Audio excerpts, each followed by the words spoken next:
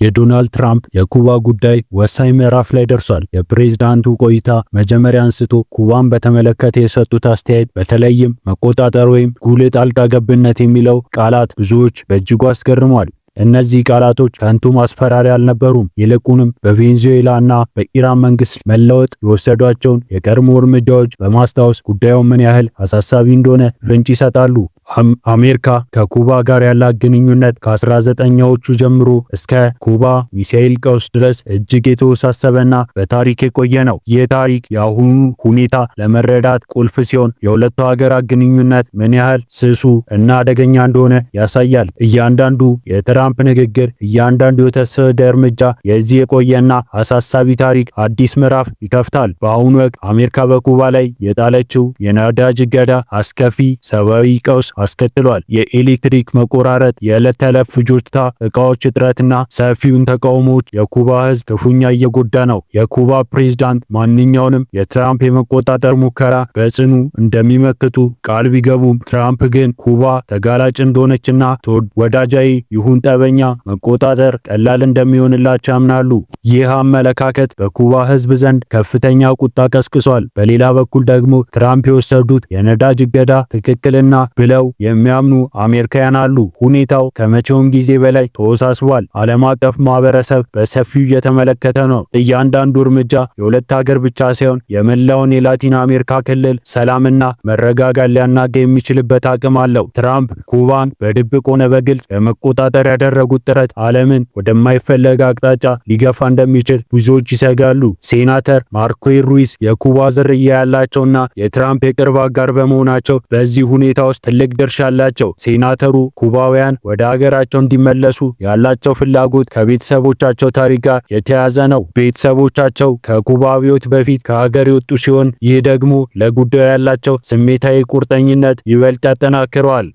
ሩቢዬ የትራምፕን የኩባ ፖሊሲ በጽኑ የሚደግፉ ሲሆን ኩባ ከኮሚኒስት አገዛዝ ነፃ እንድትወጣ የማያወላውል አቋም አላቸው። የሴናተሩ ተጽዕኖ በዋሽንግተን የፖሊሲ አውጪዎች ዘንድ ከፍተኛ ሲሆን በኩባ ጉዳይ ላይ ትራምፕ ለሚወስዳቸው ውሳኔዎች ትልቅ አስተዋጽኦ አላቸው። ሴናተሩ የሚያደርጉት እያንዳንዱ ንግግር፣ እያንዳንዱ የፖለቲካ እንቅስቃሴ በኩባ ላይ የራሱ አሻራ እያሳፈረ ሲሆን ይህ ደግሞ በኩባና በአሜሪካ መካከል ያለው ውጥረት ይበልጥ እንዲጨምር ያደርገዋል። አሜሪካ ፈርስት የሚለው አጀንዳ ብዙ ጊዜ ከትራምፕ እርምጃ ጋር ተያይዞ የሚጠቀስ ቢሆንም አንዳንድ ተንታኞች ግን በሌሎች ሀገር ጉዳይ ጣልቃ መግባት ከዚህ መርህ ጋር ይጣጣም እንደሆነ ጥያቄ ያነሳሉ። ትራምፕ የቬኔዙዌላ ጉዳይ በተወሰነ መንገድ ስኬታማ እንደሆነ የሚሰማቸው አሜሪካውያን ቢኖሩም ሌሎች ደግሞ በውጭ ግጭት ውስጥ የመዘፈቅ ዕድል ላይ ስጋታቸውን ይገልጻሉ። ይህ አጀንዳ የአሜሪካን ጥቅም በማስቀደም ዓለም አቀፍ ግንኙነቶች እንደገና ለመወሰን ያለመ ቢሆንም በሌሎች ሀገሮች ላይ የሚደረገው ወታደራዊ ወይም ኢኮኖሚ ጣልቃ ገብነት ይህንን መርህ የሚጻረኑ እንደሆነ ብዙዎች ያምናሉ። የኩባ ጉዳይ ደግሞ የዚህ ክርክር ማዕከል ሆኗል። አሜሪካ በኩባ ላይ የምትወስዳቸው እርምጃዎች በዓለም አቀፍ መድረክ ላይ እንዴት እንደሚታዩና በአሜሪካ የውጭ ጉዳይ ላይ ምን ተጽዕኖ እንደሚኖራቸው አስቀድሞ መገመት አስቸጋሪ ነው። የትራምፕ ፖሊሲ በየጊዜው እየተለዋወጡ ያሉ ይመስላሉ። ይህ ደግሞ ዓለም አቀፍ ማህበረሰብ ግራ እያጋባ ነው። ትራምፕ በኩባ ላይ የወሰዱት አቀራረብ የመንግስት ለውጥና የእስረኞች መለቀቅ ለማሳካት የታለመ ከፍተኛ ደረጃ ድርድሮች ያካትታል። ዶንሮ ዶክትሪን ተብሎ የሚታሰመው የሞንሮ ዶክትሪን መስፋፋት በአሜሪካ ምዕራባውያን ንፍቀ ክበብ የበላይነት ለማስፈን እና የሩሲያን የቻይና ተጽዕኖ ለመቀነስ ያለመ ስትራቴጂ ግብ ያሳያል። ትራምፕ ከዚህ ቀደም በግሪንላንድ ላይ እንደታየው ማስፈራሪያዎች ቢተውም በሌሎች ክልሎች ያሳዩትን ወጥ ንግግርና ድርጊቶች በኩባ ላይ የሰጡት መግለጫ በቁም ነገር ሊወስዱት እንደሚገባ ያመለክታሉ። ዶንሮ ዶክትሪን የአሜሪካ ጂኦፖለቲካዊ ፍላጎቶች በላቲን አሜሪካ ለማስጠበቅ የሚደረገው ሙከራ ተደርጎ ይታያል። ይህ ደግሞ በክልሉ ውስጥ የሩሲያና የቻይና እየጨመረ የመጣውን ተጽዕኖ ለመቅጣት ያለመ ነው። የትራምፕ አስተዳደር በኩባ ላይ የወሰዳቸውን እርምጃዎች በላቲን አሜሪካ ውስጥ የራሽያና የቻይና ተጽዕኖ ለመገደብ የታለመ እንደሆነ ግልጽ ነው። ይህ ደግሞ የኩባን የውጭ ፖሊሲ አቅጣጫ ለመቀየርና በአሜሪካ ፍላጎት መሰረት እንድትጓዝ ለማድረግ ያለመ ይመስላል። የኩባ ሁኔታ አሁን ላይ እጅግ አሳሳቢ ደረጃ ላይ ደርሷል። የነዳጅ እገዳ ያስከተለው ሰብአዊ ቀውስ፣ የፖሊሲ ውጥረት እና የትራምፕ የትራምፕ አስተዳደር የሚያደርገው ጥብቅ ፖሊሲዎች የኩባን የወደፊት ዕጣ ፈንታ በአደገኛ ሁኔታ ውጥረት አስቀምጠውታል። የትራምፕ የኩባ መቆጣጠር ፍላጎት ከታሪክ ከፖለቲካና ከሰብአዊ ቀውስ ጋር የተሳሰረ ውስብስብ ጉዳይ አለው። ይህ ጉዳይ በዓለም አቀፍ መድረክ ላይ ትልቅ ክርክር የቀሰቀሰ ሲሆን የሁለት ሀገራትን ብቻ ሳይሆን የመላው የላቲን አሜሪካ ክልል ዕጣ ፈንታ ሊወስን የሚችል ነው። የትራምፕ ፖሊሲዎች የኩባን ሕዝብ በከፍተኛ ሁኔታ እየጎዳ ሲሆን ይህ ደግሞ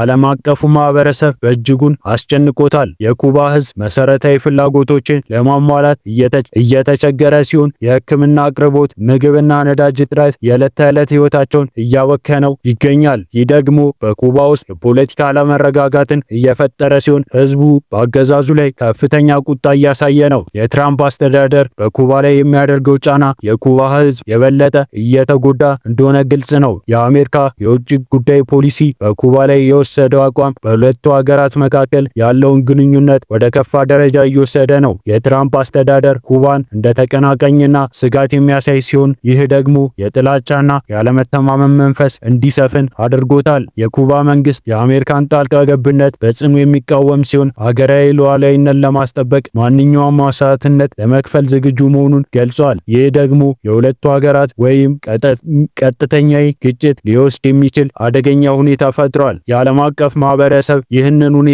በሰፊው እየተመለከተው ሲሆን ሁለቱም ወገኖች ወደ ውይይት እንዲመለሱና ችግሩን በሰላማዊ መንገድ እንዲፈቱ ጥሪ እያቀረቡ ነው። ይሁን እንጂ የትራምፕ አስተዳደር ጠንካራ አቋም ለመቀየር ፍላጎት የሌለው ይመስላል። ይህ ደግሞ ሁኔታውን ይበልጥ አወሳስቦታል። የኩባ ህዝብ የዕለት ተዕለት ህይወቱ በከፍተኛ ችግር ውስጥ ነው። የነዳጅ እገዳው የህዝብ ትራንስፖርት፣ የኤሌክትሪክ አቅርቦትና የኢንዱስትሪ ምርቶች ክፉኛ ጎድቶታል። ሆስፒታሎች የህክምና መሳሪያዎችና መድኃኒቶች እጥረት ስላለባቸው ህሙማን በአግባቡ ማከም አልቻሉም። የትምህርት ቤቶች በቂ ቁሳቁስ ስለሌላቸው ትምህርት በአግባቡ አይሰጡም። የዋጋ ንረት የኑሮ ውድነትን እያባባሰ ሲሆን የህዝቡ የገቢ ምንጭ እየቀነሰ ነው። ይህ ሁሉ የኩባ ህዝብ በስደት ወይም በሌሎች ሀገሮች እንዲሸሽ እያደረገው ሲሆን ይህ ደግሞ የሰብአዊ ቀውሱን ይበልጥ እንዲጨምር አድርጎታል። የትራምፕ አስተዳደር የኩባን ህዝብ በኢኮኖሚ በመጨቆን የአገዛዙን ለውጥ ለማምጣት የሚሞክር ይመስላል። ይሁን እንጂ ይህ ፖሊሲ በኩባ ህዝብ ላይ ከባድ ስቃይ እያደረሰ ሲሆን የረዥም ጊዜ መፍትሄ አያስገኝም።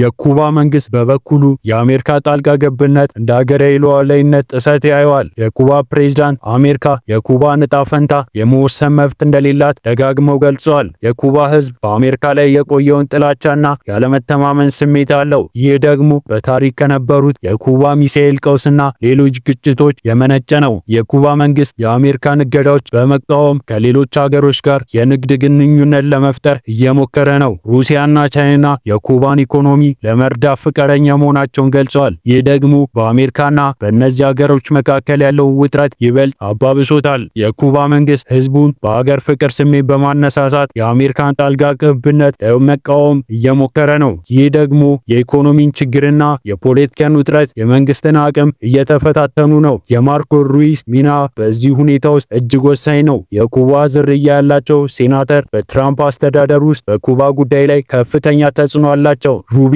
ኩባ ከኮሚኒስት አገዛዝ ነፃ እንድትወጣና ዲሞክራተስ ስርዓት እንድትመሰርት የሚፈልጉ ሲሆን ለዚህም ከትራምፕ አስተዳደር ጋር በቅርበት ይሰራሉ። የሩቢ የቤተሰብ ታሪክ ከአብዮት በፊት ከኩባ መውጣታቸው ለጉዳይ ያላቸው ስሜት ቁርጠኛነትና ያሳያል። ሩቢ በትራምፕ አስተዳደር ውስጥ የኩባን ጉዳይ የማንሳትና የፖሊሲ አቅጣጫውን የመወሰን ከፍተኛ ተጽዕኖ አላቸው። ይህ ደግሞ በኩባና በአሜሪካ መካከል ያለውን ውጥረት ይበልጥ እንዲጨምር አድርጎታል። ሩቢ ለኩባ ህዝብ ነፃነትና ዲሞክራሲ ቢፈልጉም የወሰዱት አቋም ግን በኩባ ህዝብ ላይ ተጨማሪ ስቃይ እያደረሰ እንደሆነ ብዙዎች ያምናሉ።